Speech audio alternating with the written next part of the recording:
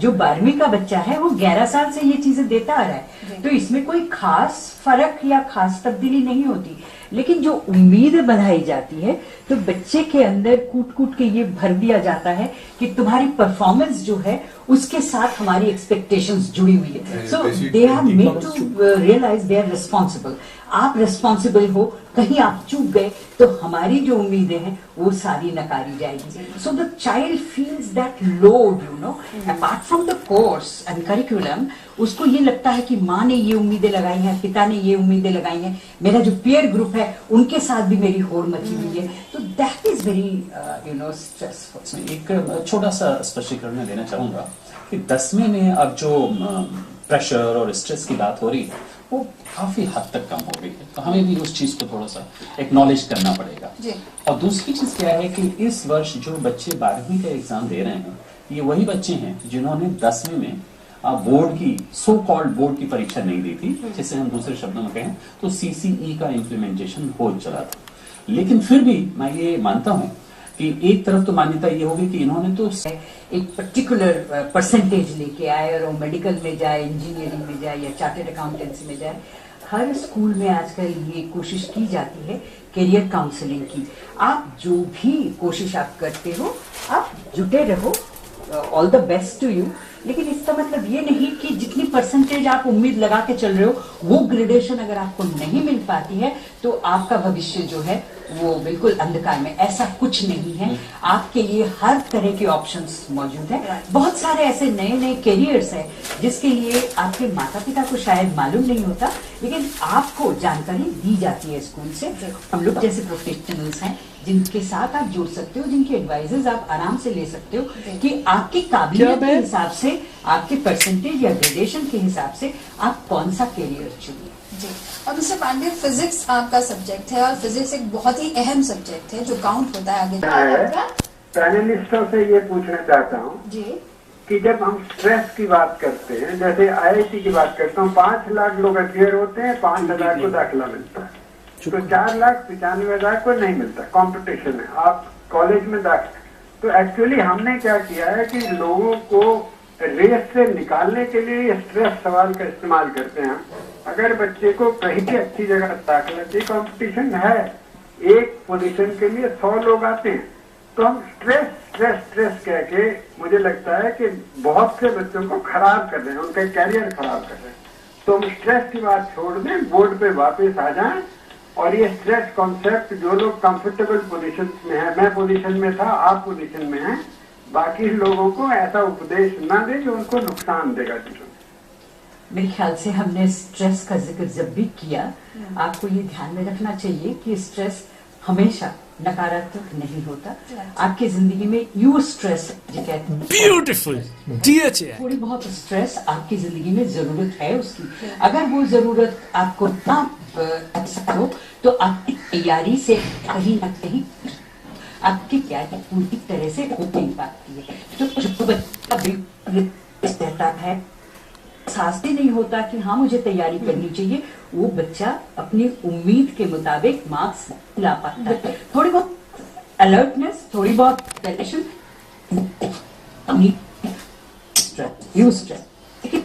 बात एग्जाम्स के जो बोर्ड के बच्चे वो किस तरह से ग्लोबली, अगर आप देखा साइंस की स्ट्रीम, ह्यूमैनिटीज को देखें, आप कॉमर्स के, तो मैं जिन बच्चों को बोर्ड के एग्जाम्स के लिए बिल्कुल जाना है अब, वो हमेशा ये ध्यान रखें कि जो भी आपकी प्रिपरेशन है उसको मद्देनजर रखते हुए आपको चिंतन करने की ज्यादा जरूरत नहीं है। You must manage your time, that is the pre requisite. आप अगर अपनी जो टाइम फ्रेम है उसको ऑर्गेनाइज तरीके से इस्तेमाल करोगे तो आप देखोगे आपके लिए जिंदगी जो है आगे चलने के लिए आसान हो जाती है। दूसरी बात, नए सिरे से कोई चैप्टर पढ़ने की तैयारी करने की अभी कोशिश ना करें। तीसरी चीज, जो भी आपने पढ़ाई करी है उसको आप पॉइंट्स में ले आए, छोटे छोटे पॉइंट्स बना ले, क्योंकि हमारी जो ब्रेन है, जो हमारी लॉन्ग टर्म मेमोरी है, वो आप जब रिहर्स करते हो वहां पे वो चली जाती है। लेकिन प्रॉब्लम तब आती है जब आप उसे बोर्ड के हॉल में, एग्जामिनेशन हॉल में लिखने की कोशिश करते हो तो वो रिट्रीवल में प्रॉब्लम्स आ जाती है। उसमें मददगार साबित होती है अगर आप शॉर्ट पॉइंट्स लिख लेते हो और जहां अमूमन बैठ के आप पढ़ते हो वहां से हटके या आप वॉक के लिए जा रहे हो या टहलने के लिए जा रहे हो या किसी दोस्त से मिलने के लिए उसके घर जा रहे हो, तो वो पॉइंट्स आपके पास, वो पर्ची आपके पास होनी चाहिए। आप उस पॉइंट्स को रिहर्स करो so that your LTM, your long term memory gets the boost.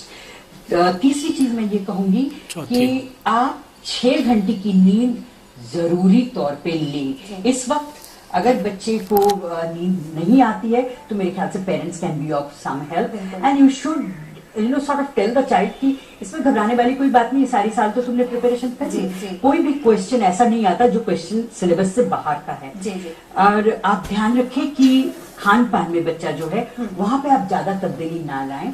जो लिक्विड डाइट है बच्चे की वो सप्लीमेंट करते रहें आप, जैसे नींबू पानी है या लस्सी है या दूध है, वो चीजें आप देते रहें। और ये एहसास ना दिलवाए बच्चे को कि तुमने खाना क्यों नहीं खाया, तुम ये भी खा लो, इतना मेहनत कर रहे हो, don't say all those things. बिल्कुल नॉर्मल एटमॉस्फेयर, और ऐसा भी ना करें। अक्सर मैंने देखा है परिवारों में करते क्या, अरे तुम यहाँ क्यों आ गए, तुम्हारा तो बोर्ड का एग्जाम है, तुम जाओ। Don't say that, let the child settle down at his own level and feel free. और जैसे मैंने कहा कि जो भी आप ऑर्गेनाइज करते हो उसमें ये भी ध्यान रखें कि कौन सी चीजें आपको ले जानी है। जैसे आपका रोल नंबर है, एक बॉक्स बना ले, उसके अंदर वो तमाम चीजें आप रख लें ताकि हफड़ा दपड़ी ना हो। हफड़ा दपड़ी में होता क्या है कि जो चीज आपको अच्छी तरह आता है वो भी आप बिल्कुल कंफर्टेबल हो, वो भी आप भूल जाए। और ऐसे ही मिस्टर पांडे ने जो बात कही थी, बहुत अहम आपने बात कही थी कि कुछ भी नया पढ़ने की कोशिश न करें। और आप ही के लिए एक सवाल आया अंडमान से, हमारी एक दर्शक है जसप्रीत कौर, उन्होंने कॉल किया है। जी बताएं, आप अपना सवाल पूछें। आई वॉन्ट टू आस्क कि सर जो हमारा 3 डेज का जो गैप है, तो हम उसे किस तरीके से बेहतरीन यूटिलाइज कर सकते हैं। और आपने क्वेश्चनर जैसे हाथ में लिया, जो चीजें आती थी वो भी एक बार के लिए तो ब्लैंक हो जाती हैं, वो चाहे बाद में आप रिकॉल कर लें या कई दफा नहीं भी याद आती हैं। बच्चे यही कहते रह जाते हैं, पढ़ा था, याद था, कई बार लिख लिख के देखा था, लेकिन उस वक्त याद नहीं आया। तो इससे कैसे बचें? उसके लिए मैं ये आगाह करना चाहूंगी कि जब आप क्वेश्चन पेपर पढ़ते हैं तो पेंसिल से हल्का हल्का अपनी रेटिंग करते जाइए। ये क्वेश्चन आता है, ये 1, this is 2, this is 3। Now sometimes what happens कि जब आप लिखना शुरू करते हैं, जब आपको लगता है कि ये क्वेश्चन शायद मुझे इतने अच्छे से नहीं आता है और ब्लैंक हो जाने की बात जो आप कर रही हैं, आपको ताज्जुब होगा कि हमारी जो मेमोरी फील्ड है वो इस तरह से चार्ज्ड होती है। जब आप इत्मीनान से जो क्वेश्चंस आपको आता है आप करने लगते हो, तब आप देखेंगे अचानक आपको छोटी छोटी पॉइंट्स याद आने लगती हैं, because that's how the human memory field works. तो वो छोटी छोटी पॉइंट्स आप 1-2 कहीं पे पेज में रफ वर्क करके वहां पे लिख लें, पेंसिल से लिख लें, और जब आप दोबारा उसे अटेम्प्ट करें तो कहीं आपको ये भी हैरानी होगी कि बच्चे अक्सर ये कहते हैं कि मुझे क्वेश्चन तो भूल गया था, आंसर तो भूल गया था, लेकिन जब मैं वो क्वेश्चन कर रही थी तब मुझे अचानक याद आया कि मैं वहां बैठ के कर रही थी और मेरे नोटबुक का कवर जो है ये कलर का था, and immediately your LTM starts functioning. उसी के लिए मैंने कहा कि जब आप तैयारी करके जाते हो तो आप ये तमाम चीजें अपनी शॉर्ट टर्म मेमोरी में ले जाते हो, और शॉर्ट टर्म मेमोरी को जब आप एक्टिवली इंप्लीमेंट करते हो तो आपकी लॉन्ग टर्म मेमोरी तक तो घबराए ना, बेसिकली जब ऐसा न्यूरोलॉजिकल ट्रांसमिशंस होती हैं वो चीजें एक्टिवेटेड हो। यहाँ पे एक कॉल ले लेते हैं। गुजरात से हमारे एक दर्शक हैं, शिखा ने हमें कॉल किया है। जी बताएं, क्या सवाल है आपका? जी good evening sir. Good evening ma'am. मुझे ये डाउट था कि सर फिजिक्स में अगर हम पॉइंट टू पॉइंट आंसर लिखें, मतलब ज्यादा लेंदी ना करें आंसर को, तो क्या हमको उसके फुल मार्क्स मिलेंगे? जी हाँ, बिल्कुल फुल मार्क मिलेंगे। अगर संभावना बढ़ी तो ज्यादा भी मिल सकते हैं, लेकिन ज्यादा लिख के समय वेस्ट करके आप ज्यादा अंक नहीं ला सकती हैं। तो इसलिए जितना आप देखिए सारी जो 12वीं का बच्चा है वो 11 साल से ये चीजें देता आ रहा है, तो इसमें कोई खास फर्क या खास तब्दीली नहीं होती। लेकिन जो उम्मीद बढ़ाई जाती है तो बच्चे के अंदर कूट कूट के ये भर दिया जाता है कि तुम्हारी परफॉर्मेंस जो है उसके साथ हमारी एक्सपेक्टेशंस जुड़ी हुई है। So they are made to realise they are responsible.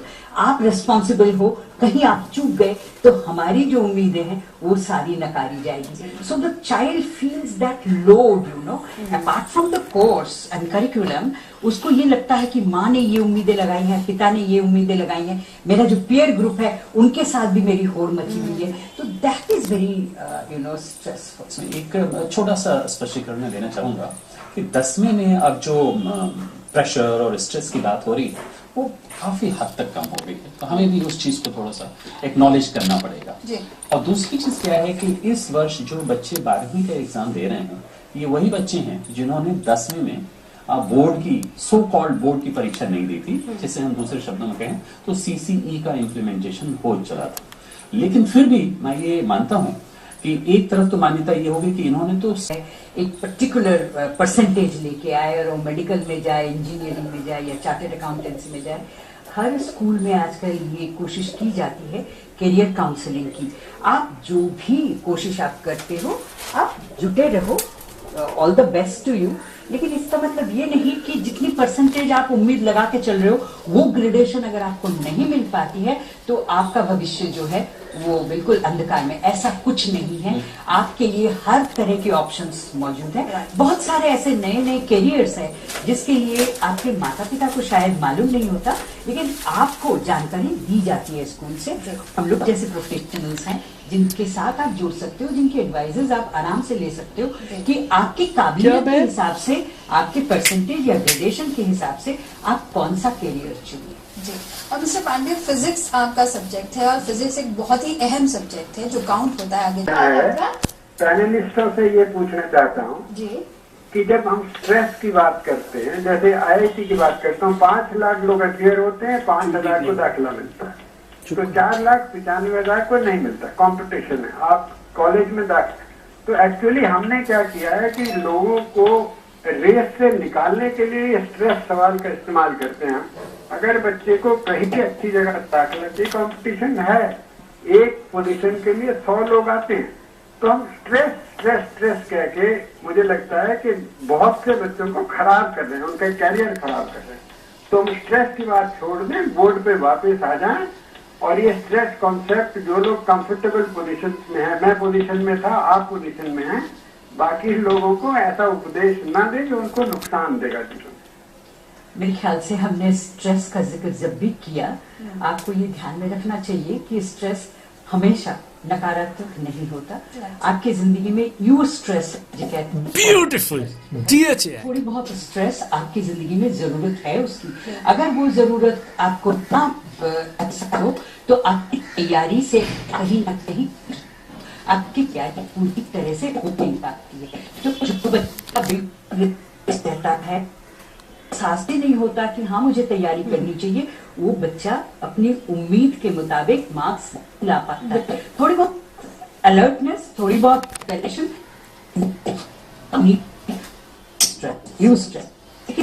बात एग्जाम्स के जो बोर्ड के बच्चे वो किस तरह से ग्लोबली, अगर आप देखा साइंस की स्ट्रीम, ह्यूमैनिटीज को देखें, आप कॉमर्स के, तो मैं जिन बच्चों को बोर्ड के एग्जाम्स के लिए बिल्कुल जाना है अब, वो हमेशा ये ध्यान रखें कि जो भी आपकी प्रिपरेशन है उसको मद्देनजर रखते हुए आपको चिंतन करने की ज्यादा जरूरत नहीं है। You must manage your time, that is the pre requisite. आप अगर अपनी जो टाइम फ्रेम है उसको ऑर्गेनाइज तरीके से इस्तेमाल करोगे तो आप देखोगे आपके लिए जिंदगी जो है आगे चलने के लिए आसान हो जाती है। दूसरी बात, नए सिरे से कोई चैप्टर पढ़ने की तैयारी करने की अभी कोशिश ना करें। तीसरी चीज, जो भी आपने पढ़ाई करी है उसको आप पॉइंट्स में ले आए, छोटे छोटे पॉइंट्स बना ले, क्योंकि हमारी जो ब्रेन है, जो हमारी लॉन्ग टर्म मेमोरी है, वो आप जब रिहर्स करते हो वहां पे वो चली जाती है। लेकिन प्रॉब्लम तब आती है जब आप उसे बोर्ड के हॉल में, एग्जामिनेशन हॉल में लिखने की कोशिश करते हो तो रिट्रीवल में प्रॉब्लम्स आ जाती है। उसमें मददगार साबित होती है अगर आप शॉर्ट पॉइंट्स लिख लेते हो और जहां अमूमन बैठ के आप पढ़ते हो वहां से हटके, या आप वॉक के लिए जा रहे हो या टहलने के लिए जा रहे हो या किसी दोस्त से मिलने के लिए उसके घर जा रहे हो, तो वो पॉइंट्स आपके पास, वो पर्ची आपके पास होनी चाहिए। आप उस पॉइंट्स को रिहर्स करो so that your LTM, your long term memory gets the boost. तीसरी चीज मैं ये कहूंगी कि आप 6 घंटे की नींद जरूरी तौर पे लें। इस वक्त अगर बच्चे को नींद नहीं आती है तो मेरे ख्याल से parents can be of some help and you should sort of tell the child कि इसमें घबराने वाली कोई बात नहीं है, सारी साल तो तुमने प्रिपरेशन कर ली, कोई भी क्वेश्चन ऐसा नहीं आता जो क्वेश्चन सिलेबस से बाहर का है। और आप ध्यान रखें कि खान पान में बच्चा जो है वहां पे आप ज्यादा तब्दीली ना लाएं। जो लिक्विड डाइट है बच्चे की वो सप्लीमेंट करते रहें आप, जैसे नींबू पानी है या लस्सी है या दूध है, वो चीजें आप देते रहें और ये एहसास ना दिलवाए बच्चे को कि तुमने खाना क्यों नहीं खाया, तुम ये भी खा लो, इतना मेहनत कर रहे हो, you know, don't say all those things. बिल्कुल नॉर्मल एटमॉस्फेयर, और ऐसा भी ना करें। अक्सर मैंने देखा है परिवारों में करते क्या, अरे तुम यहाँ क्यों आ गए, तुम्हारा तो बोर्ड का एग्जाम है, तुम जाओ। Don't say that, let the child settle down at his own level and feel free. और जैसे मैंने कहा कि जो भी आप ऑर्गेनाइज करते हो उसमें ये भी ध्यान रखें कि कौन सी चीजें आपको ले जानी है। जैसे आपका रोल नंबर है, एक बॉक्स बना ले, उसके अंदर वो तमाम चीजें आप रख लें ताकि हफड़ा दपड़ी ना हो। हफड़ा दपड़ी में होता क्या है कि जो चीज आपको अच्छी तरह आता है वो भी आप बिल्कुल कंफर्टेबल हो, वो भी आप भूल जाए। और ऐसे ही मिस्टर पांडे ने जो बात कही थी, बहुत अहम आपने बात कही थी कि कुछ भी नया पढ़ने की कोशिश ना करें। और आप ही के लिए एक सवाल आया अंडमान से, हमारी एक दर्शक है जसप्रीत कौर, उन्होंने कॉल किया है। जी बताएं, आप अपना सवाल पूछें।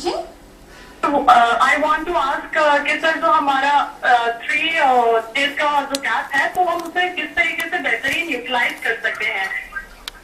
और आपने क्वेश्चनर जैसे हाथ में लिया, जो चीजें आती थी वो भी एक बार के लिए तो ब्लैंक हो जाती हैं, वो चाहे बाद में आप रिकॉल कर लें या कई दफा नहीं भी याद आती हैं। बच्चे यही कहते रह जाते हैं, पढ़ा था, याद था, कई बार लिख लिख के देखा था, लेकिन उस वक्त याद नहीं आया। तो इससे कैसे बचें? उसके लिए मैं ये आगाह करना चाहूंगी कि जब आप क्वेश्चन पेपर पढ़ते हैं तो पेंसिल से हल्का हल्का अपनी रेटिंग करते जाइए।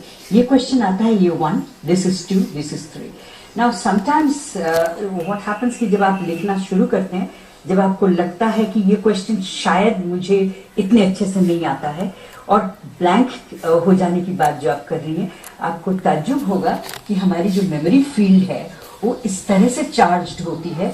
जब आप इत्मीनान से जो क्वेश्चंस आपको आता है आप करने लगते हो, तब आप देखेंगे अचानक आपको छोटी छोटी पॉइंट्स याद आने लगती हैं, because that's how the human memory field works. तो वो छोटी छोटी पॉइंट्स आप 1-2 कहीं पे पेज में रफ वर्क करके वहां पे लिख लें, पेंसिल से लिख लें, और जब आप दोबारा उसे अटेम्प्ट करें तो कहीं आपको ये भी हैरानी होगी कि बच्चे अक्सर ये कहते हैं कि मुझे क्वेश्चन तो भूल गया था, आंसर तो भूल गया था, लेकिन जब मैं वो क्वेश्चन कर रही थी तब मुझे अचानक याद आया कि मैं वहां बैठ के कर रही थी और मेरे नोटबुक का कवर जो है ये कलर का था, and immediately your LTM starts functioning. उसी के लिए मैंने कहा कि जब आप तैयारी करके जाते हो तो आप ये तमाम चीजें अपनी शॉर्ट टर्म मेमोरी में ले जाते हो, और शॉर्ट टर्म मेमोरी को जब आप एक्टिवली इम्प्लीमेंट करते हो तो आपकी लॉन्ग टर्म मेमोरी तक तो घबराए ना, बेसिकली जब ऐसा न्यूरोलॉजिकल ट्रांसमिशंस होती हैं वो चीजें एक्टिवेटेड हो। यहाँ पे एक कॉल ले लेते हैं। गुजरात से हमारे एक दर्शक हैं, शिखा ने हमें कॉल किया है।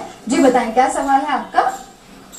जी good evening sir, good evening ma'am. मुझे ये डाउट था कि सर फिजिक्स में अगर हम पॉइंट टू पॉइंट आंसर लिखें, मतलब ज्यादा लेंदी ना करें आंसर को, तो क्या हमको उसके फुल मार्क्स मिलेंगे? जी हाँ, बिल्कुल फुल मार्क मिलेंगे। अगर संभावना बढ़ी तो ज्यादा भी मिल सकते हैं, लेकिन ज्यादा लिख के समय वेस्ट करके आप ज्यादा अंक नहीं ला सकती हैं।